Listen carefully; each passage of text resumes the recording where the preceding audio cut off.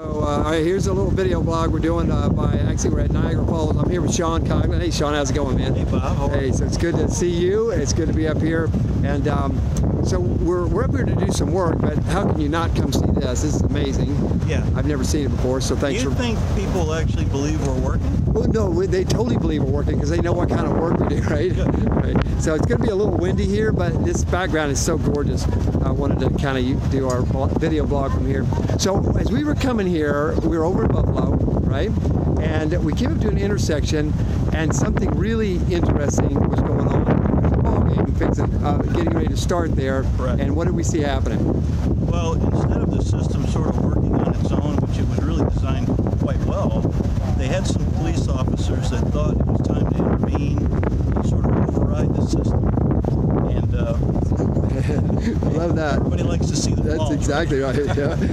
But I think what they did was make a mess of a uniquely and well-designed system and really cause a lot of havoc.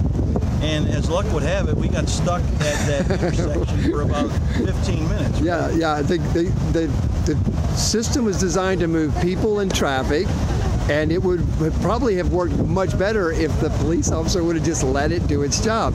And he just kept stopping us. We were like one car, and he kept stopping us, and then some people would come, and he seemed confused himself, didn't he? He sure He'd did. look around a bit, and then he would stop us again, and then he'd act like he was going to wave us through, and so we ended up sitting there for a long time.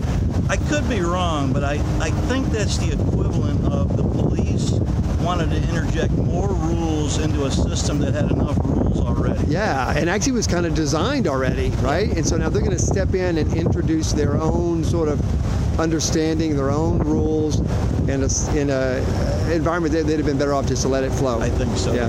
So it's quite interesting. The good thing is that we had a chance to get a new topic to talk about, right, for the video blogs. Yeah. I'm always looking for something interesting to talk about.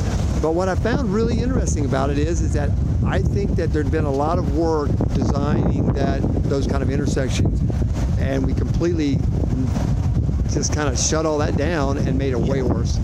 You could really tell that people were inherently familiar and knew the design and wanted to sort of go with the flow, but this couple of gentlemen officers were really putting a crank in everything. Right. And they meant well. They were not trying to make it worse. So we're not digging on those guys. They're out there trying to do that. They probably were told, go out there and direct the traffic because it's going to get much worse. But it was funny because you're right. Even the people were like, do we go when it says to say go, or do we wait for the police officer? Because they were completely negating everything that was going on with the signals. All the lights and all that stuff we had to ignore that and pay attention because they have more authority than the lights do. We know that, right? Absolutely. The police do. So, and they meant well, but I think you're right. They made it worse. They should have just let the system flow. All right, good. I think that was a great little video blog. Good. See, it wasn't so painful, was it? Oh.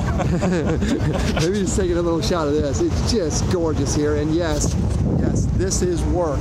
We are working, thinking, contemplating the new view, and making things better.